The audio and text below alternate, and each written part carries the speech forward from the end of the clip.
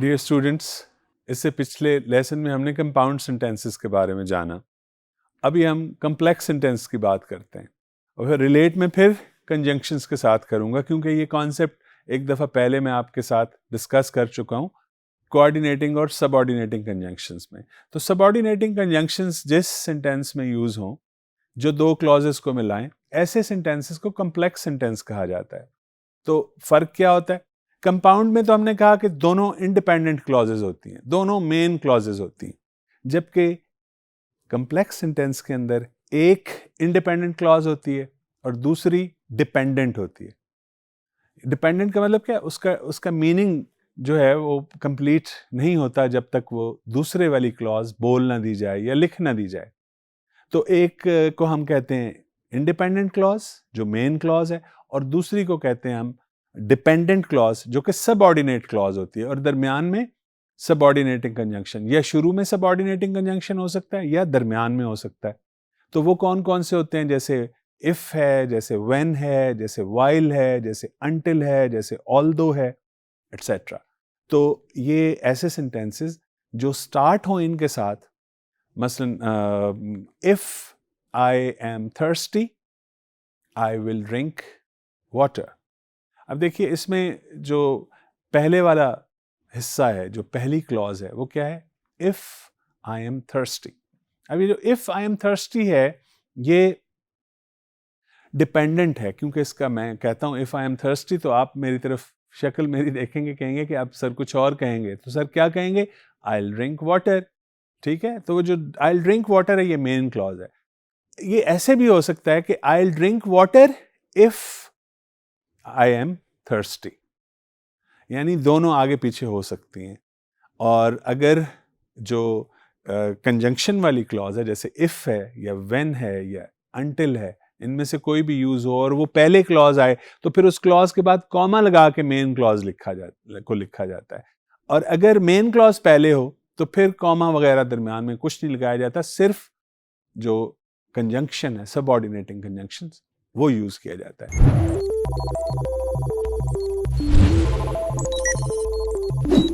कुछ एग्जाम्पल्स की तरफ चलते हैं और देखते हैं। पहली एग्जाम्पल देखिए, because he was late again he would be docked a days pay. Docked a day, ये एक ईडियम है कि उसकी सैलरी एक दिन की काट ली जाएगी।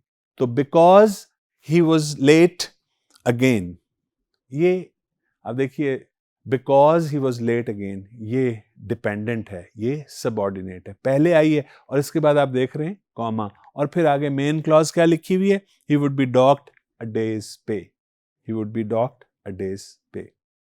अगली एग्जाम्पल चलते हैं। While I am a passionate basketball fan I prefer football. While I am a passionate basketball fan, although यानी बेशक मैं बास्केटबॉल का फैन हूं, लेकिन I prefer what?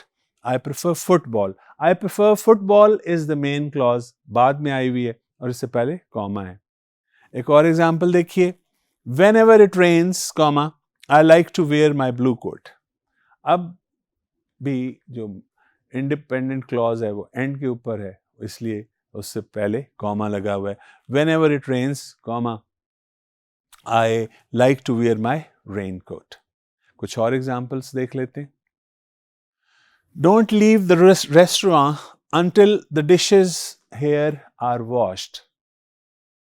Don't leave the restaurant until the dishes here are washed. अब देखिए ये बाद में आया है, until the dishes here are washed.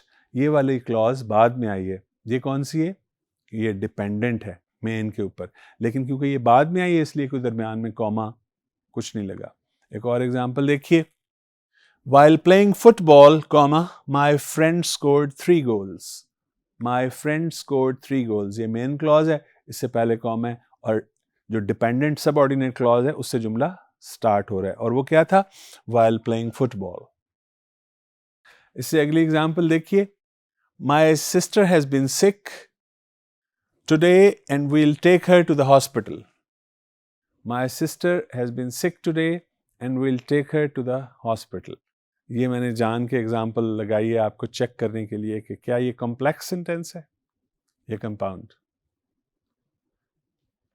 इसमें कंजंक्शन कौन सा है, देखिए हाईलाइट किया हुआ है रेड के साथ, and you know and is a coordinating conjunction. तो ये सेंटेंस जो है ये कंपाउंड सेंटेंस है, कम्प्लेक्स नहीं है। ज़रा होश ध्यान के साथ बैठा कीजिए। अगली एग्जाम्पल देखिए, even after all these years when I saw my class fellow I was able to recognise him. इसमें दो सबऑर्डिनेट क्लॉजेज हैं। पहले वाली कौन सी है, even after all those years, और उसके बाद क्या है, when I saw my friend, when I saw my class fellow. ये दो सबऑर्डिनेट क्लॉजेज हैं और मेन क्लॉज एंड के ऊपर है, और वो क्या है, I was able to recognise him. इतने सालों के बाद भी मुझे मिला तो मैंने अपने दोस्त को पहचान लिया। इससे अगली एग्जाम्पल, लास्ट एग्जाम्पल है, देखते हैं। Until you finish your work, you're not allowed to leave the class. Subordinate पहले है, until you finish your work, comma, और फिर मेन है, you're not allowed to leave the class. ये complex sentences और उनकी कुछ examples आपने देखी डियर स्टूडेंट्स। आपको दोबारा से conjunctions का भी एक किस्म की रिवीजन हो गई है, और कंपाउंड और complex sentence के दरमियान भी डिफरेंस पता चल गया।